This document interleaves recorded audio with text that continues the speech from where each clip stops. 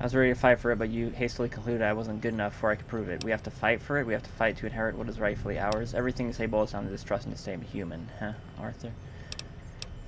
I wasn't good enough before I could prove it. Of all the knowledge you chose to chase, the mysteries you tried to elucidate, the death of an old man is the only thing that caught your attention. With all these books at your disposition, on top of that, we'd better talk about what'll happen to you. That is a topic more within your reach. I just want to be out of here, I propose. You didn't understand why I said you're wrong, Arthur. Let me rephrase that for you. So, entertain me, human. Where am I wrong? You're wrong about this library and about the fact that you're needed to protect it. If it wasn't for me, our master would have torn down half the library. And this place would have been ruined by the Brotherhood. How could you think that I am unfit to monitor this place? This is mankind's legacy you're sitting on, using it as a vantage point to sentence us to ignorance.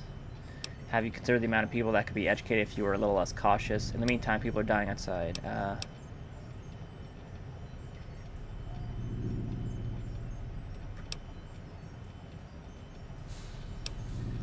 Don't make me responsible for the of all. You're thick-headed as all Zack's models are. You need to reprocess what I'm saying. So, entertain me. Okay. How could Almost there. Have you considered the amount of people that could be educated if you were a little less cautious? Don't make me responsible. Of all. Alright. Been a long time since you had your microphones checked. You didn't get what I told you. Jesus. So, How how could you think? Time. In the meantime, people are dying. I was wondering how much time would pass before you try and tickle the synthetic pity of my Protect Humans protocol. No amount of human lives can justify putting this library at risk. Simply consider history, my friend. The worth of this library already outweighs all the deaths of the Great War, and they were countless. So, as far as trivial subjects are concerned, why not speak about what we will do with you? Suffering from dyslexia. Arthur, I need you to let me rephrase my ideas. So, Ghoul? Yes, there's a place for more where you can't trample on human lives like that. You're not really comfortable with these kinds of conversation, are you? I believed we were discussing how flawed I was, not how cruel my actions seemed to you. Funny. I thought Wastelanders were less naive than that.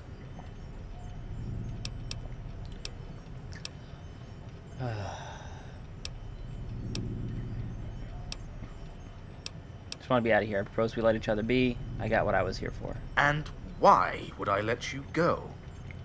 I have no guarantee that you won't come back in force, or sell this place out to the likes of the Brotherhood.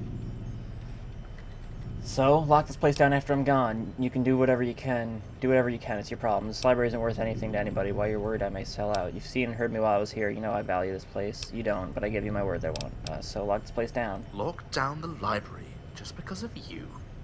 Aren't you overstating your importance? You'll have to lock it down anyway. The Fiends, Brotherhood, Kaiser's Legion are all dangerous. You have a point. But letting you go, that's an added risk to all those you've mentioned. For what? Do you think I'm going to give two damns about this place? And guess what? I'm sure I'm negligible compared to all those. If you go down that lane, I'm far less dangerous outside than inside.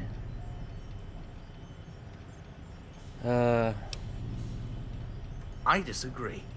If anything, your knowledge of this place still makes you one of our primary threats. You're not harmless. Far from it. Sure, it can make you understand why letting me go is in your best interest. And why would I let you go? This library isn't worth anything to anybody. Why are you worried? Well, For what? I think I give it two damns. I'm far less dangerous outside. You proved it when you let the maintenance bots sever my control over the turrets. Yes, I'll let you go. And then lock down this place for the next decades. Your world is not ready for the library yet. I see it now. Even if you're capable of cleverness, The wasteland has twisted your priorities. Go, stranger, and don't come back. Gonna get the fuck out of here, girl. Make your final preparations.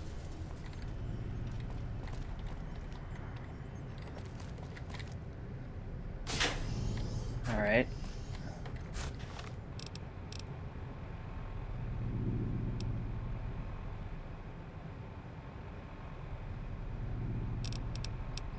Guess we'll go talk to James.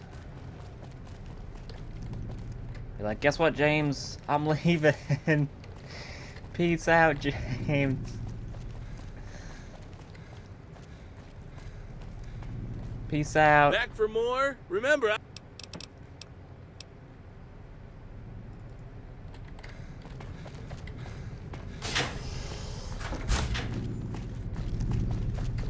I'm leaving. You've been in this library for a while. I don't know. Why am I staying? You got quite a way of telling people that they overstayed their welcome. Why does it matter? Why reads are my own? Are you kidding me? I'm here to help you. Remember, you asked to leave soon, but there's a handful of books. This place is much needed retreat. Oh. I figured you had another reason for staying around. You know, reading or whatever. Is there any way for me to coerce some truth out of Roland? Roland? Oh, now. What did he do? Tell him the whole story. Weapon repair kit, huh? I never understood why he was asking for those. We're getting regular maintenance from the maintenance bots. Whatever the reason, it seems to have some sexual overtones to him. I never understood that either. We're not supposed to have any kind of sexual drive. So, what can I do to get some useful information from the bastard? He's, rather condescending towards humans. It's probably because he thinks he has nothing to learn from outsiders. Books and all. Having this much knowledge at our disposal makes us rather confident. You know what? Our master has a trick to make him speak the truth. Roland is prideful. He might be willing to forfeit that trick to you if you show him he somehow has something to learn from you. After all, we do value the exchange of knowledge around here. Humbling him. Sounds tough. Thanks for the advice. Do let me know how this turns out. I'm excited. Alright, well, I guess we'll do this, but then I'm gonna go talk to the maintenance bot and see if they have anything to say about this turn of back events. for more? Remember, Roland, it's about time someone put you back in your place. that sounds like a challenge. You want to fight? I built a Thunderdome out back. Oh. Wait, I got a basketball. How about a game of horse? Checkers? Hey, if you back out, you busted deal, face the wheel. It's a challenge, alright. Time to dismantle your contorted rhetorics. Let's up the ante. If you convince me that I have something to learn from the outside people, I'll tell you anything you want to know. Anything. If you don't or get sidetracked, well, you lose the bet. Let's say 100 caps. First try's on me, though. Here you go. Hit me. Those pictures on the wall, they're upside down. The sky is on the other way. For starters, you're not ready for the outside world. It's a nice chessboard. Those pictures on the wall are upside down. Like you're in any position to know what art is, you savage. The picture right behind the counter, that spiral thing, you know what that is? That's Botticelli's chart of hell. I don't. Enlighten me. That's beside the point, Rolo. Chart of hell. Okay, smarty pants, you got me. But what does it prove? That humans think and act on a higher plane than you do. You can't even make sense of landscapes. You're the one who stressed the importance of these pains, and you can't back off that easily. I don't know. Hey, I can think fourth dimensionally, so you just enjoy your landscapes, Dingleberry. Nevertheless, people outside can actually recognize where the sky is on a painting. How do you know that? I'm the one living outside and know the people out there. You're the one who stressed the importance of these paintings. Can't back off. Well, holy shit, is my face red. I've been humiliated. So, I take it you'll be far more cooperative from now on? Since I pity you, I guess I will. And to prove I'm a bot of his words, I have a super special keyword. If you want me to tell you the truth about something, you just say, "Pray tell," in your question. Happy now? Yeah. This is one hell of a leverage you're giving me. Let's try this. Pray tell, what do you think of me, Roland? That's the story behind this. Trust me, I will use this. This is one hell of a leverage you're giving me. Well, the truth is a bitch, human. Don't think your life will be all cushions, sweets, and daffodils when I tell you what's really going on.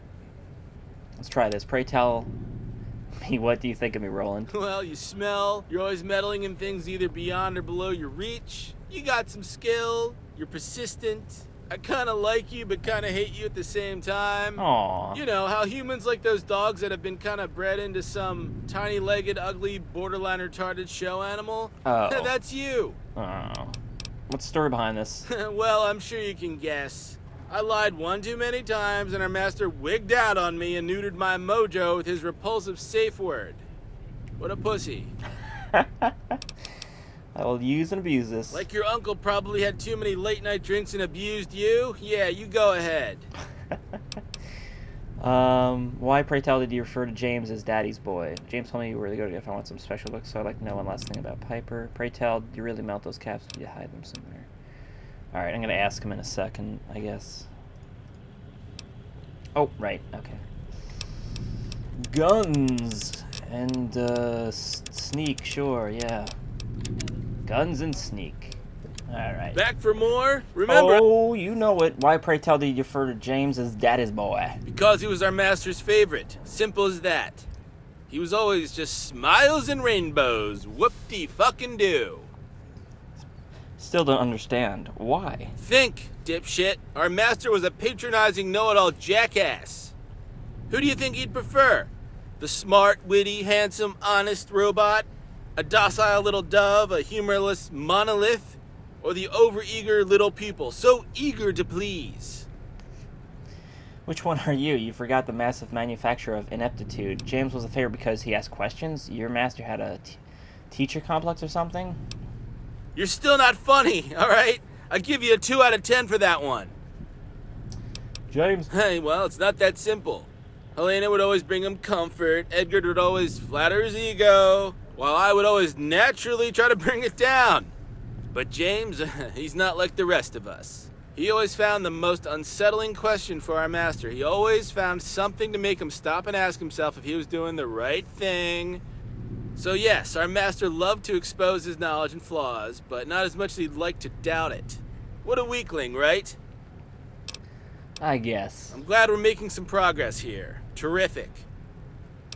James told me you were the go-to guy if I wanted some special books. Oh, right. That's me, all right. The go-to guy for the...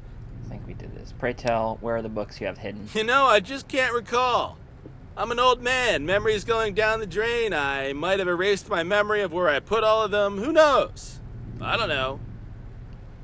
Isn't hiding books against the whole purpose? You know, believe it or not. So, when I see a bunch of reckless Neanderthals, as well as wearing them out... Alright. Interesting. So I'd like to know one last thing about Piper. Which is... Why am I the only one you ever put in Piper's room? Why is my name Fuckface? Because it's the room where I put the trash in, okay? Understood? Comprende? Oh. Pray tell, Rolo, why am I the only one you ever put in Piper's room? You're a real piece of work, you know that? You're like a child that keeps picking at his scabs. Okay, look, I have a hard time explaining this, but long story short, you and her have something in common. And I'm not only talking about the bullet wound, the revenge quest, and whatnot. You're both asshole shit stirrers, too. Stir shit up? Explain yourself. And you're interested in people fucking the place up for what? That's quite the pressure, Rolo. I didn't know you expected so much from me. Thanks for the vote of confidence. And you're interested in people fucking the place up for what? Whatever. Because this vault of knowledge, this sanctuary of good intentions is, in a word, irredeemable. The others got shit in their eyes. Still slaves to some old dead guy lying in a corner of some dusty old room.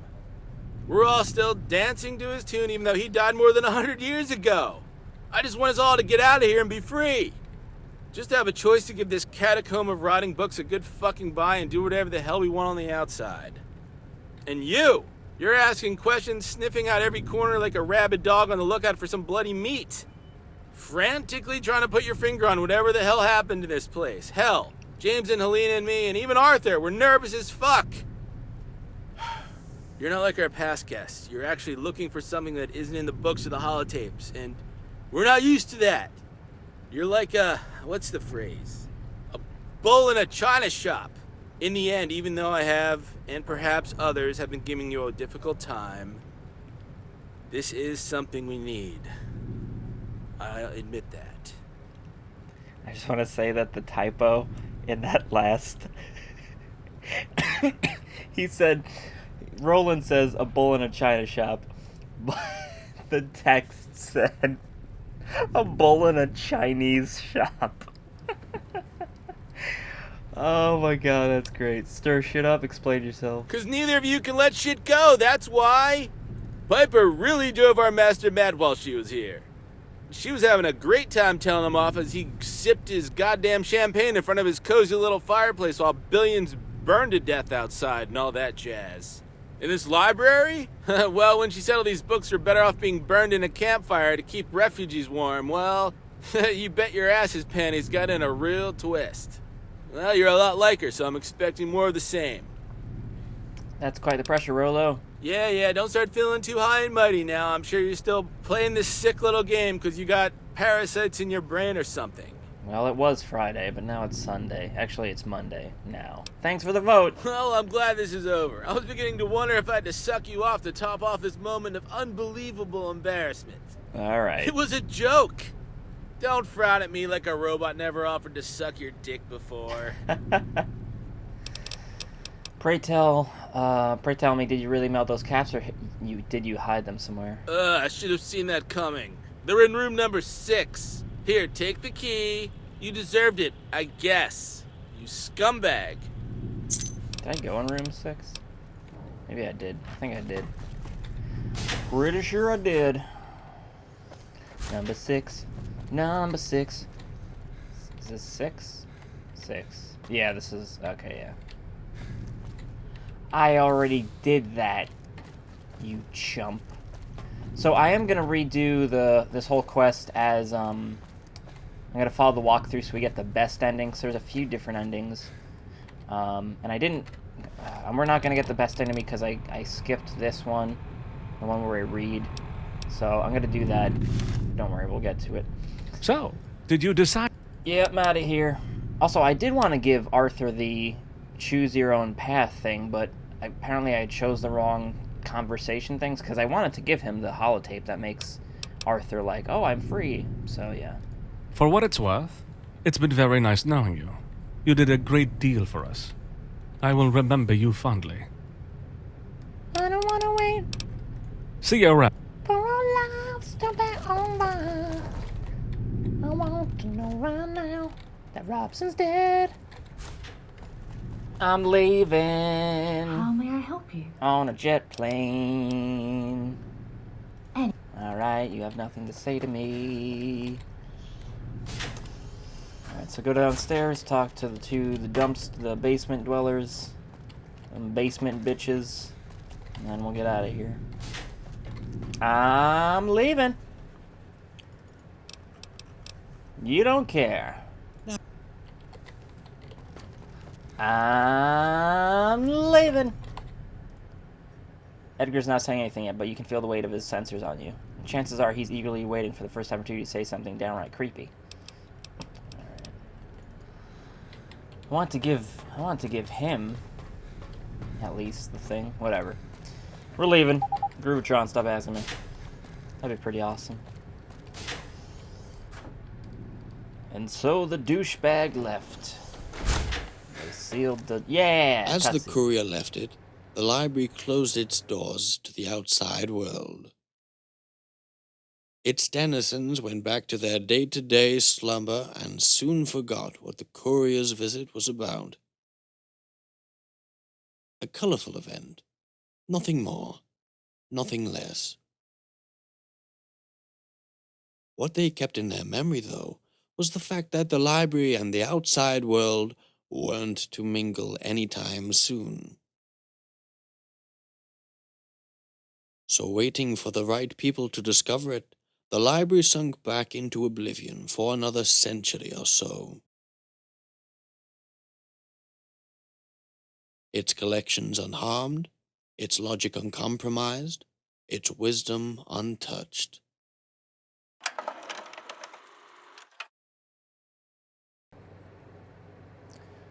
Alright, everyone, that's been Autumn Leaves.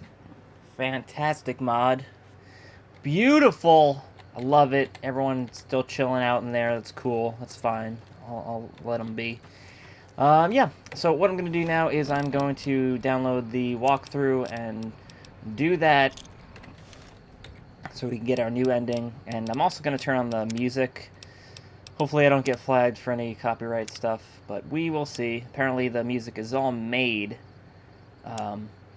by the mod authors, so hopefully that'll work out. But yeah.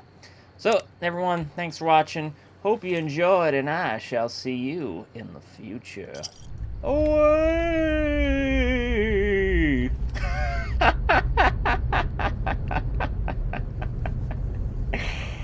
Oh, man, that was great. Woo! Ah, away!